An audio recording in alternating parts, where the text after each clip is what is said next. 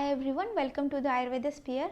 कुछ ऐसे हर्ब्स होते हैं जो कि हमारे बॉडी और माइंड में एक नरिशिंग इफेक्ट प्रोवाइड करते हैं, जिसके लिए आयुर्वेद में एक एंटायर ब्रांच होता है जिसे कि रसायन चिकित्सा कहा जाता है। और ये डेडिकेटेडली काउंटर करता है आपकी एजिंग इफेक्ट को फ्रॉम द लाइफ चैलेंजेस। उनमें से कुछ ऐसे हर्ब भी होते हैं जिन्हें कि हम एडाप्टोजन कहते हैं, बिकॉज ये अनफेवरेबल कंडीशन में भी अपने आप को थ्राइव कर लेते हैं, सर्वाइव कर लेते हैं और वो एनवायरनमेंट को ये अडॉप्ट कर लेते हैं।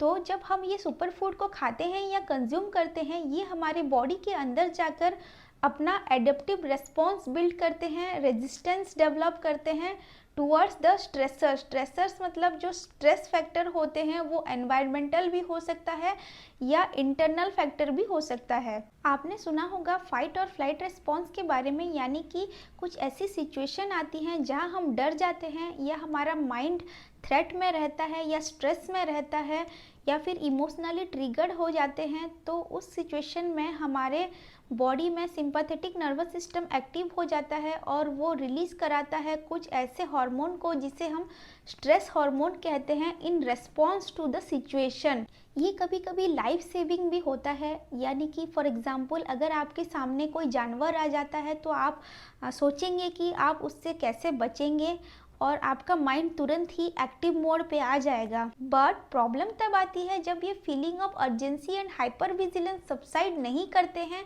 और हमारा माइंड नॉर्मल स्टेट पे नहीं आ पाता है, जिसके कारण कि हमारे बॉडी में जो स्ट्रेस हार्मोन होते हैं जिन्हें कि हम कॉर्टिजोल और एड्रेनालिन कहते हैं वो रेज रहते हैं, वो नॉर्मल स्टेट पे नहीं आते हैं और लॉन्ग टर्म में इसके बहुत सारे नेगेटिव इफेक्ट हमारे बॉडी के ऊपर पड़ते हैं। उस नेगेटिव इफेक्ट में पुअर डाइजेस्टिव फंक्शन हो सकता है, वेट गेन हो सकता है, मेंटल और फिजिकल एग्जर्शन हो सकता है, हार्मोनल इम्बैलेंस हो सकता है या फिर पुअर इम्यूनिटी, मस्कुलर पेन और क्रॉनिक इन्फ्लामेशन भी हो सकता है। और सबसे इम्पोर्टेंट बात, ये इम्पैक्ट करता है हमारी इमोशनल वेलबींग को और क्रिएट कराता है एंग्जाइटी और ओवर थिंकिंग। और इस तरह से ये हमारे माइंड के रिसोर्स को, एनर्जी को ये ख़त्म कर देता है। यहाँ पे एडाप्टोजन क्या करता है, ये एक बहुत ही ब्यूटीफुल रोल प्ले करता है। ये ब्रेक करता है वो चेन ऑफ स्ट्रेस को, साइकिल ऑफ स्ट्रेस को। ये एक्ट करता है पर्टिकुलरली हार्मोन के ऊपर और एंडोक्राइन सिस्टम के ऊपर। यहाँ पे एडाप्टोजेनिक जो हर्ब होते हैं वो ट्रिगर करते हैं, ऑपोजिट रिएक्शन क्रिएट करते हैं स्ट्रेस के against in order to maintain the balance और होम्योस्टेसिस। और इस तरह से ये हमारे बॉडी और माइंड को अडॉप्ट कराते हैं स्ट्रेस से कोप अप करने के लिए। एडाप्टोजेनिक हर्ब के कई सारे हेल्थ बेनिफिट्स होते हैं, पर्टिकुलरली आपके माइंड के लेवल पे। ये आपकी स्लीप क्वालिटी को इम्प्रूव करता है, ओवरऑल स्टेमिना को बढ़ाता है, वाइटलिटी को बढ़ाता है, स्ट्रेंथ को बढ़ाता है। ये आपको स्ट्रेस से डील करने की क्षमता देता है। ये पेन मैनेजमेंट में भी हेल्प करता है, साथ में मेंटल क्लैरिटी, इमोशनल बैलेंस लेके आता है, आपकी एनर्जी लेवल को बूस्ट करता है और इम्यूनिटी को भी बूस्ट करता है। कई सारे मेंटल डिसऑर्डर में जैसे कि anxiety, depression, loss of concentration में ये बहुत ज़्यादा हेल्पफुल होता है। तो चलिए देखते हैं आयुर्वेद में कौन कौन से हर्ब को एडाप्टोजन की कैटेगरी में रखा गया है। सबसे पहला है अश्वगंधा, जिसे कि विंटर चेरी और इंडियन जिनसिंग भी कहा जाता है। ये perhaps the most widely recognised adaptogen है अराउंड द वर्ल्ड। तो इसके जो फंक्शन होते हैं वो काफ़ी इंटरेस्टिंग होते हैं। ये मसल के ऊपर काम करता है, इम्यून सिस्टम के ऊपर काम करता है, स्लीप को प्रमोट करता है, आपकी ओवरऑल स्ट्रेंथ को बढ़ाता है, वाइटलिटी को बढ़ाता है, वाइगर को बढ़ाता है। जिन लोगों में मसल वेस्टिंग हो जाती है, जिन्हें मस्कुलर मास चाहिए होता है, उन्हें पर्टिकुलरली ये हर्ब लेने की ज़रूरत होती है क्योंकि उनमें थोड़ा वात का डोमिनेंस होता है। तो ये वात दोष को शांत करता है, स्ट्रेस एंग्जाइटी को कम करता है एंड साथ में ये बहुत ही अच्छा यूट्राइन टॉनिक भी है, रिप्रोडक्टिव सिस्टम के ऊपर काम करता है। नंबर 2 पे आता है बला, जिसे कि सीडा कोडीफोलिया कहा जाता है। ये भी अश्वगंधा की तरह स्ट्रेस को दूर करने में हेल्प करता है, इम्यूनोमोडुलेटर होता है, एंटीस्पाज्मोडिक होता है, एंटी फंगल होता है और ये सर्कुलेटरी सिस्टम और रेस्पिरेटरी सिस्टम के ऊपर बहुत अच्छी तरीके से काम करता है। ये हमारी हार्ट मसल्स को प्रोटेक्ट करता है, उन्हें स्ट्रेंथन करता है, ओवरऑल बॉडी के सभी मसल्स के ऊपर भी ये काम करता है और साथ में स्ट्रेंथन करता है नर्वस टिश्यू और रिप्रोडक्टिव टिश्यू को। नंबर 3 पे आता है आंवला।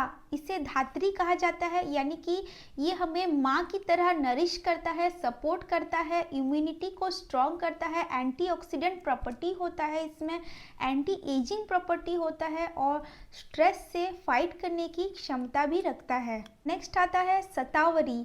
ये फीमेल रिप्रोडक्टिव सिस्टम के ऊपर बहुत अच्छी तरीके से काम करता है और साथ में नर्वस टिश्यू के ऊपर भी काम करता है, माइंड को काम करता है, रिलैक्स करता है, लैक्टेशन में हेल्प करता है, प्रेगनेंसी में हेल्प करता है, मेंस्ट्रुअल हेल्थ को ठीक रखता है, फर्टिलिटी को प्रमोट करता है और मिसकैरेज को भी प्रिवेंट करता है। मेल में ये क्या करता है, क्वालिटी ऑफ स्पर्म को बढ़ाता है, क्वांटिटी ऑफ स्पर्म को बढ़ाता है, स्पर्म काउंट को भी इम्प्रूव करता है, एंटीबैक्टीरियल, एंटी इन्फ्लामेटरी और इम्यूनोमोडुलेटर होता है, इसीलिए ये वात व्याधि में काम करता है, सभी प्रकार के वात रोग, पेन मैनेजमेंट में ये हेल्प करता है, मसल को रिलैक्स करता है। नेक्स्ट है सफ़ेद मूसली। ये जीवनीय गण के अंदर आता है, यानी कि जीवन प्रदान करता है, हमारे मसल स्ट्रेंथ को बढ़ाता है, स्टेमिना लेकर के आता है, एनर्जी लेकर के आता है। ये एक प्रोलॉन्ग लाइफ प्रोवाइड करता है, नर्व के लिए बहुत अच्छा टॉनिक है, ऊर्जा को बढ़ाता है, कांति को बढ़ाता है, फेस में ग्लो लेके आता है, बॉडी में ग्लो लेके आता है, मसल स्ट्रेंथ को बढ़ाता है, बॉडी के लिए और माइंड के लिए बहुत ही अच्छा नरिशिंग टॉनिक है ये, और मदर और फिटस को भी ये नरिश करता है ड्यूरिंग प्रेगनेंसी। नेक्स्ट आता है ब्राह्मी। इसे मेध्य रसायन के अंदर रखा गया है। मेध्य रसायन यानी कि ब्रेन के फंक्शन को इम्प्रूव करने के लिए जो हेल्प करते हैं उन्हें मेध्य रसायन कहा जाता है।